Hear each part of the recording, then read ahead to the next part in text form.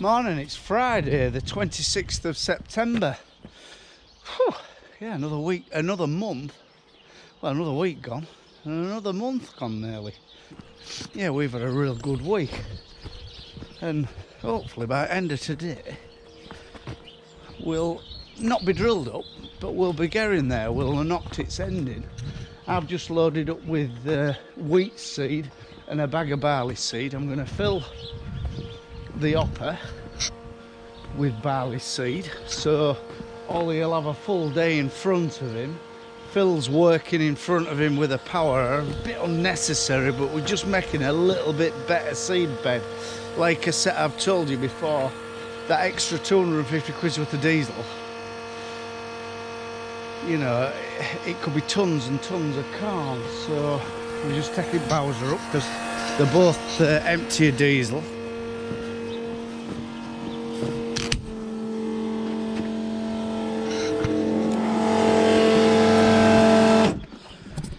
That's one thing we haven't done this time. Used a lot of diesel. Harvest was harvest was pretty effortless. Working land up, it was hard, but it worked really well, and it's fallen very good. Seed beds have been fairly easy to produce, but we have put extra work in. But even still, we haven't used a massive amount of diesel, which is good, because Christ, there's a lot in it at the moment, is there?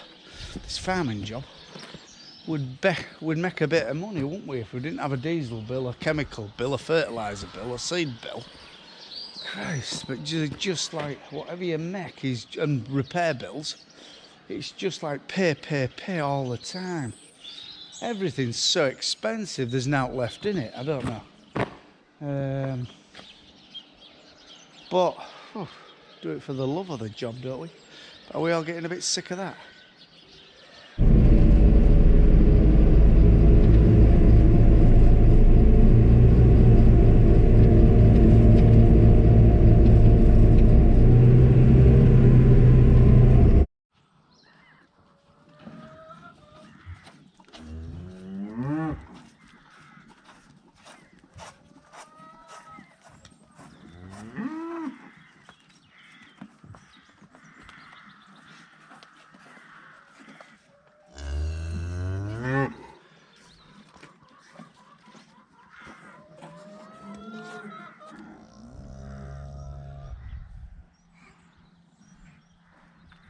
First job in the morning, come and give calves some creep. To be fair, they're desperate to get weaned. I mean, bloody hell, this bloody thing.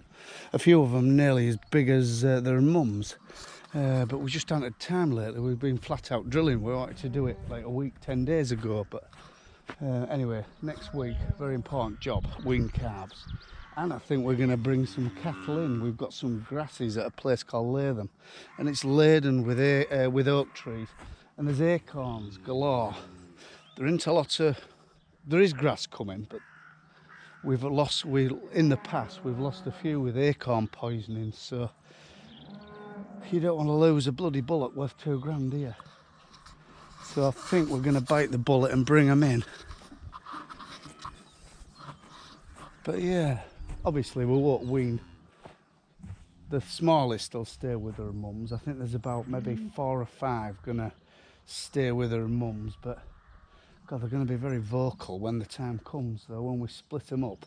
Yeah, the idea is the calves are going in a yard round back. The cows are going in the bottom grass there until they sort of forget about each other. Then the cows are going to a place at Burnby on a hillside, which will keep dry or drier for a month or two, and then bring them into calve. And then the calves, these lot, are going in a grass here, some Westerwold, on some real high dry sand. And they're going to overwinter on there and do their growing, eating fodder beet and either hay or silage and bit of pickings they can get off the grass. Yeah, we've got some nice cattle really. I'm quite pleased with my calves this time. With giving them creep, their growth's been hell of a lot better than last year. You live and learn, don't you? Stock needs good food. There's no cheap way of feeding stock, is there? And that lady there stood back. That's the one due to calve, but I reckon she's a fortnight, 3 weeks off.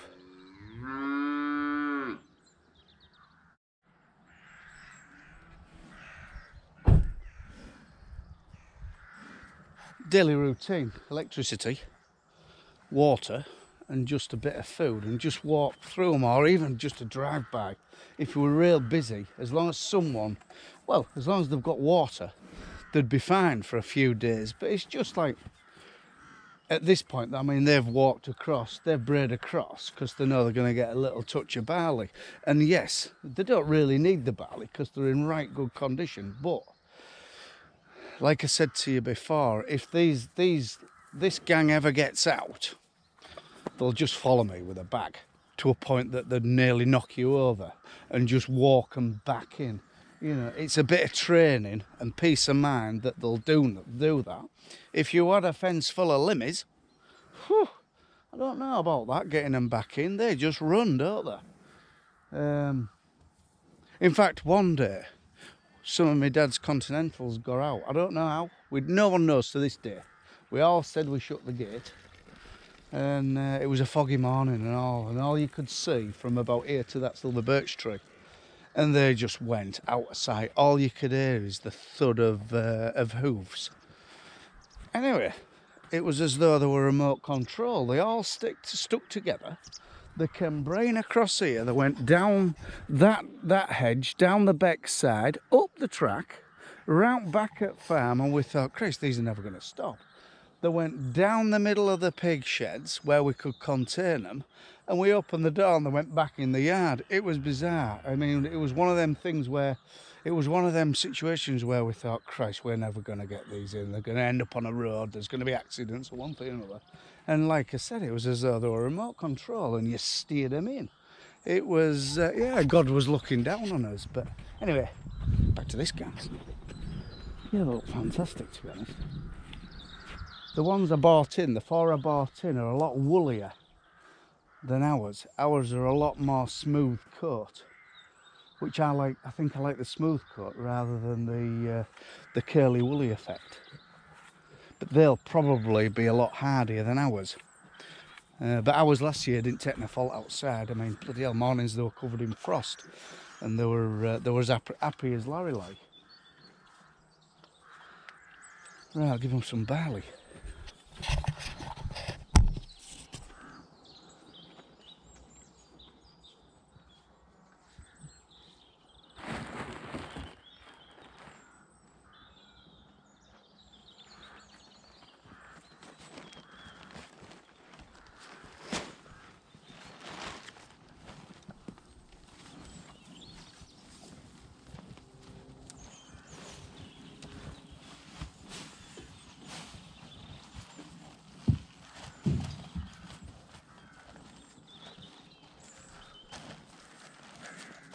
That one ain't keen of barley.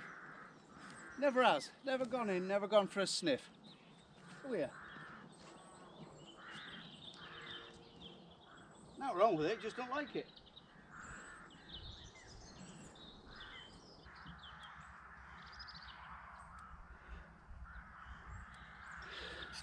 You see, you can hear it ticking, but it's saying, I think battery's low.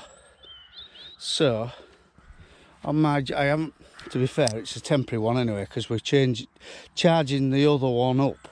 But we brought a little spare, so I'll bring the big battery back. And then I'll put the solar panel thingamajig.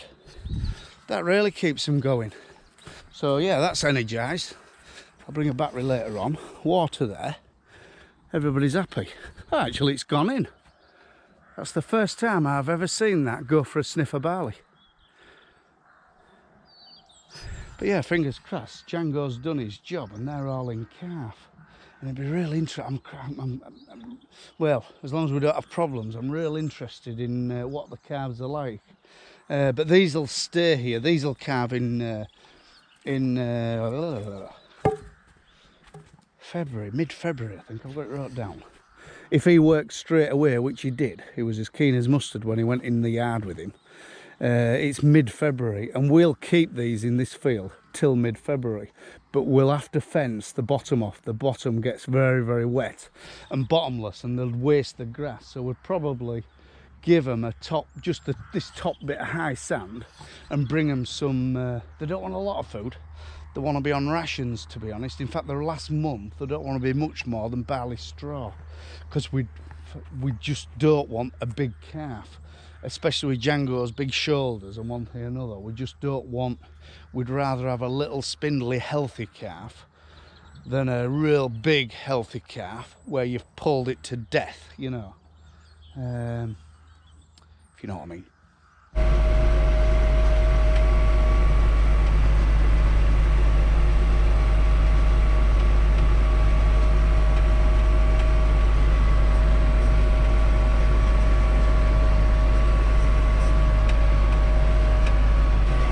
Cattle looking very content there.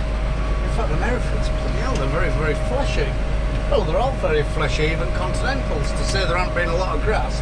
But since there has been rain, there has been a hell of a flush of grass. Whether it's got the feed content in it, I don't know. The feed value, should I say.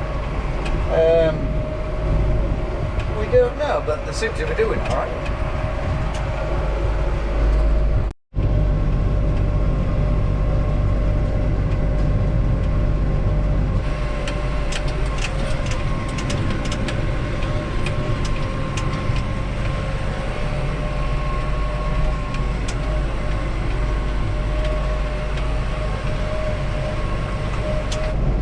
He's finished his little field.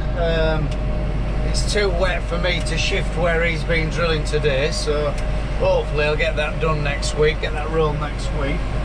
We've got machines all over down here, we'll have to have a gather up, but we're abandoning everything, taking all GPS out and abandoning everything here. I'll take sprayer home, leave rollers here so they're here to do the other three fields. So, but right, and I think it's pub o'clock. I know it is for him. So yeah, from Hereford Farm in East Yorkshire, getting jobs done now.